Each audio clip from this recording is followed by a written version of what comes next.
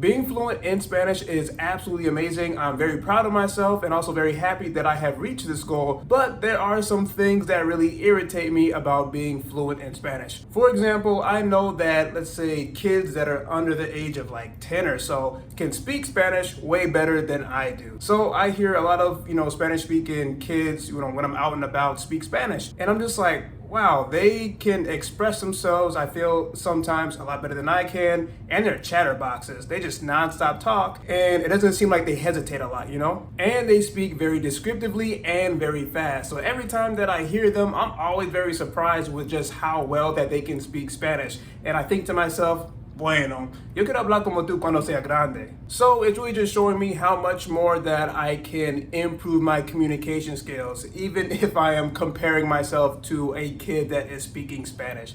And it does make some sense, I suppose. It's kind of the reverse for me because I studied in school, and then started to learn Spanish on my own. And then that's when I started to learn how to communicate, but more on my own. Versus a kid that's growing up in a Spanish-speaking environment, right? They are learning how to communicate, right from the get-go. But sometimes it irritates me because I think that, wow, I've been learning how to communicate in Spanish for 4 years now, and still, this little kid can speak circles around me. But that's the other part that kind of irritates me, or really irritates me about being fluent in Spanish, is that I still struggle a lot with everything. So when it comes to listening comprehension skills, my speaking skills, my writing skills, I'm missing one: writing, listening, speaking, and reading comprehension. Yes, one of these days I'll remember all these language skills. But it's still very difficult for me to do all these things. And when I first started this journey, I thought it was going to be very easy, I would say. For example, I would not have to struggle that much when reading. I'll be able to understand everything. The same thing goes with speaking. Okay,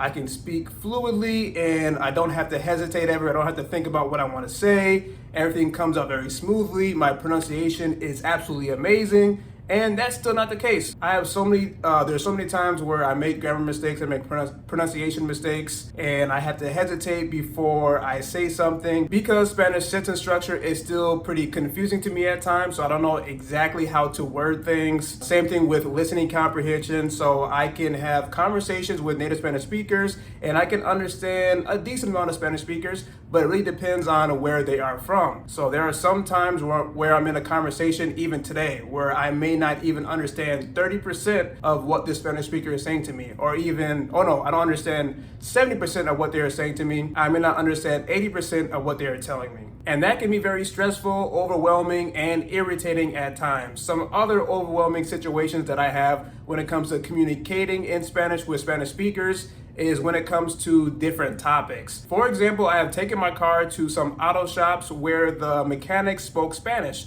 So I noticed that, okay, I can ask them questions about where they're from, and I can tell them where I'm from. We can talk about, our likes and dislikes and things like that, right? The very, very simple small talk type of conversations. But I thought it was incredibly challenging to ask them follow-up questions just because of the lack of vocabulary that I had. So I could ask them some questions, but they weren't very specific to what they were talking about. And the same thing goes depending on if I'm in different places as well. So if I am dancing, for example, specifically salsa dancing, I find it really difficult to explain to my dance partner how to do a certain move. So that's why if I'm dancing, I keep it to just small talk and that's it, because I can't really give instruction on how to do certain moves in Spanish. There are just so many more things that I have to learn in the Spanish language for me to be able to communicate better, and so I can be able to understand Spanish speakers better. As well, it still takes a lot of work to maintain all of my Spanish skills. Again, being fluent in Spanish does not mean that everything is perfect and everything is very easy.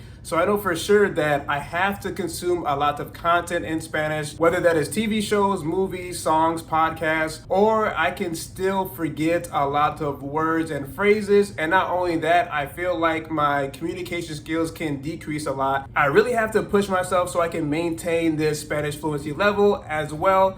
Fluency is not just like a straight line, like you get to fluency and then it just stays exactly the same, but it can vary, right? So I have to be very conscious of that, especially since I still live in the United States and, the job is in English. A lot of my friends, they speak English as well. So there could be, many days of the week and in the month where I'm speaking a lot of English. I'm thinking in English just because of my surrounding, right? So that's why I really have to push myself to make sure I have a lot of exposure to Spanish still, or I'm just going to forget sometimes to not always be thinking in Spanish and not speaking to myself in Spanish. Being fluent in Spanish also irritates me because even though I have reached this level, it didn't get rid of my embarrassment, my stress, the feelings of being overwhelmed, pressure, I think I said stress already, and my insecurities, especially my insecurities. So that's something that I still have to fight against, even though I've been trying to fight against all these things, all these negative things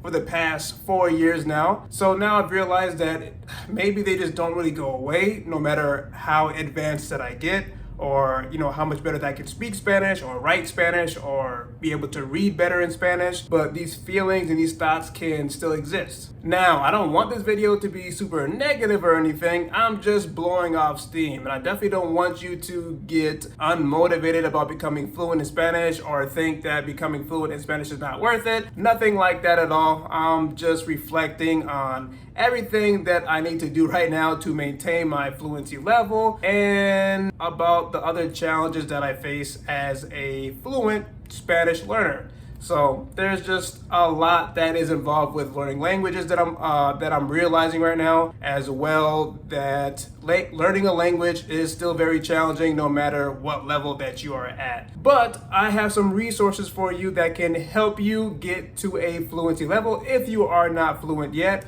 So you can buy my Spanish resource kit that has over 60 different resources like TV shows, songs, podcasts, and YouTube channels. And my 2 free PDFs, the Spanish Conversation Blueprint and the Spanish Vocabulary Blueprint. All those resources are linked down below in the description box of this video. I will also leave some links to some other videos that will help you become fluent in Spanish. Hasta la próxima.